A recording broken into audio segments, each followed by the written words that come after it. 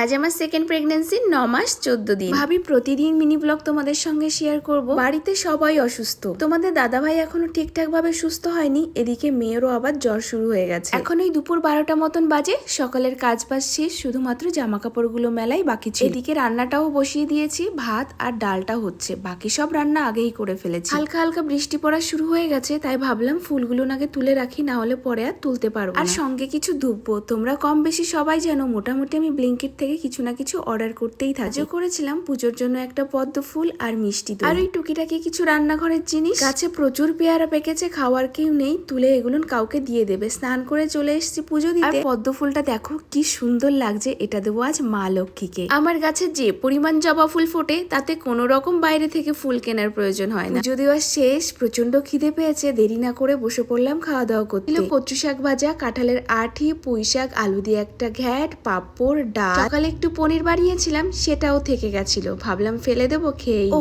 আর ছিল লাউ ভাজা, আলু ভাজা। এখন ওই সন্ধ্যা 7টা মতন বাজে, সন্ধ্যা প্রদীপ দেখিয়ে যাবো রান্নাঘরে। রান্নাঘরের বাসন পড়ে রয়েছে, এগুলো পরিষ্কার করে